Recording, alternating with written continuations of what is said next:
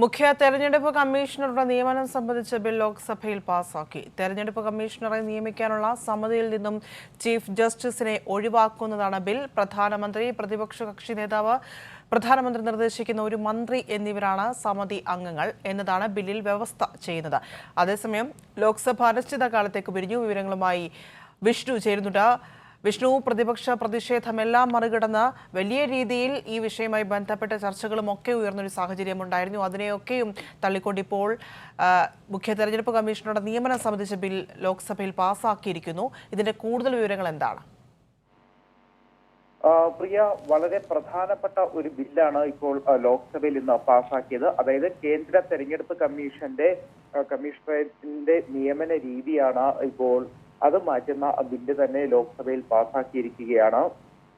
നേരത്തെ സുപ്രീം കോടതി ഭരണഘടനാ ബെഞ്ചിന്റെ ഉത്തരവെന്ന് പറയുന്നത് കേന്ദ്ര തെരഞ്ഞെടുപ്പ് കമ്മീഷനെ നിയമിക്കുന്ന സമിതിയിൽ പ്രധാനമന്ത്രിയും ലോക്സഭയിലെ പ്രതിപക്ഷ നേതാവും സുപ്രീം കോടതി ചീഫ് ജസ്റ്റിസും ഉൾപ്പെട്ട സമിതിയാകണം കമ്മീഷൻ അംഗങ്ങളെ നിയമിക്കേണ്ടത് എന്നതായിരുന്നു സുപ്രീം കോടതിയുടെ ഭരണഘടനാ ബെഞ്ച് ഉത്തരവ്. എന്നാൽ ഈ ഒരു ഉത്തരവ് മറികടക്കുന്നതിന് വേണ്ടിയിട്ടാണ് പുതിയ ബില്ല് സഭയിൽ കൊണ്ടുവന്ന് പാസ്സാക്കിയിരിക്കുന്നത്. ഈ പുതിയ ബില്ല് പാസ്സാകുന്നതോടുകൂടി ഈ തെരഞ്ഞെടുപ്പ് കമ്മീഷൻ അംഗങ്ങളെ തെരഞ്ഞെടുക്കുന്ന സമിതിയിൽ ചീഫ് ജസ്റ്റിസ് ഉണ്ടായിരിക്കില്ല എന്നതാണ് ഏറ്റവും പ്രധാനമായി ചൂണ്ടിക്കാട്ടേണ്ടത്.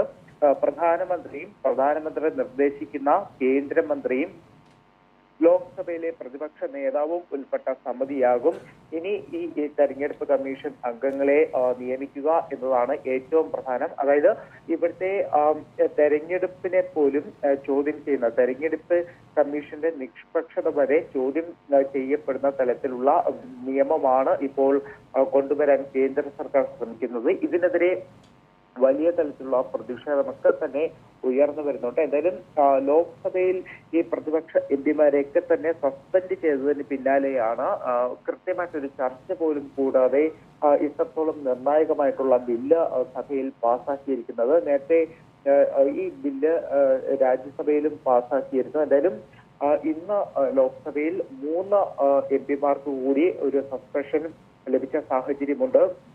കോൺഗ്രസിന്റെ 3 എംപിമാരെയാണ് സസ്പെൻഡ് ചെയ്തത്. DK സുരേഷ്, നകുൽനാഥ്, ദീപക് ബെയ്ജ് എന്നീ 3 എംപിമാർക്ക് കൂടി ഇന്ന് ലോക്സഭയിൽ നിന്ന് സസ്പെൻഷൻ ലഭിച്ചിട്ടുണ്ട്. അതോടൊപ്പം ഏറ്റവും പ്രധാനമെന്ന് പറയുന്നത് പ്രതിപക്ഷത്തിന്റെ ഭാഗത്തുനിന്നും വലിയ പ്രതിഷേധം തുടരുന്ന സാഹചര്യത്തിൽ ഇന്ന് ലോക്സഭ അനിശ്ചിതകാലത്തേക്ക് പിരിഞ്ഞിട്ടുമുണ്ട്. ഈ നിർണായക ബില്ലുകൾ പാസാക്കിയതിന് പിന്നാലെയാണ് ലോക്സഭ അനിശ്ചിതകാലത്തേക്ക് പിരിഞ്ഞിരിക്കുന്നത്. അതോടൊപ്പം രാജ്യസഭയിലും നിർണായകമായിട്ടുള്ള മറ്റൊരു ബില്ലിന്മേലുള്ള ചർച്ച പുരോഗമിക്കുകയാണ്. അതായത് CRPC, IPC, ഇന്ത്യൻ തെളിവ് നിയമം ഇവ ഉടച്ചു വാർക്കുന്ന പുതിയ ബില്ലിന്മേലുള്ള ചർച്ചയാണ് നടന്നുകൊണ്ടിരിക്കുന്നത്. ഉച്ചയോടുകൂടി കേന്ദ്ര ആഭ്യന്തരമന്ത്രി അമിത്ഷായാണ് രാജ്യസഭയിൽ ബില്ല് അവതരിപ്പിച്ചത്. ഇതും പ്രതിപക്ഷത്തിന്റെ അഭാവത്തിൽ തന്നെയാണ് ചർച്ച നടക്കുന്നത്. പ്രിയ, വിഷ്ണു, സമ്മേളനം ഒരു ദിവസം മുന്നേ അവസാനിപ്പിച്ചിരിക്കുന്നു ലോക്സഭയിൽ.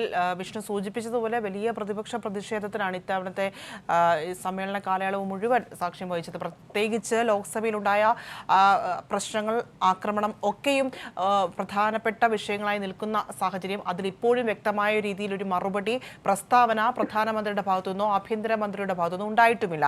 ഇതൊക്കെയും മുന്നിൽ നിൽക്കുമ്പോഴാണ് ഒരു ദിവസം മുൻപേ സഭ പിരിഞ്ഞുകൊണ്ടുള്ള തീരുമാനം വന്നിരിക്കുന്നത്.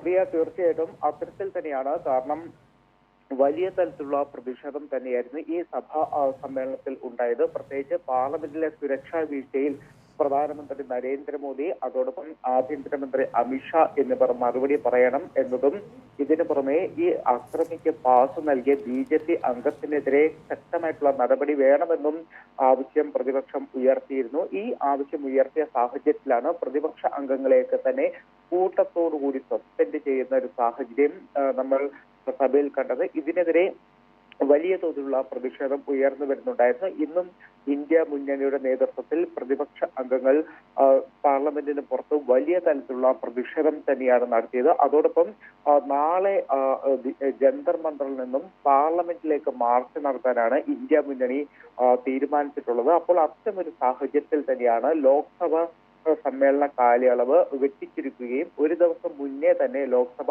അനിശ്ചിതകാലത്തേക്ക് പിരിയുകയും ചെയ്തിട്ടുള്ളത്. പ്രിയ, തെരഞ്ഞെടുപ്പ് കമ്മീഷണറുടെ നിയമനം സംബന്ധിച്ച ബിൽ ലോക്സഭയിൽ പാസാക്കി. തെരഞ്ഞെടുപ്പ് കമ്മീഷണറെ നിയമിക്കാനുള്ള സമിതിയിൽ നിന്നും ചീഫ് ജസ്റ്റിസിനെ ഒഴിവാക്കുന്നതാണ് ബിൽ.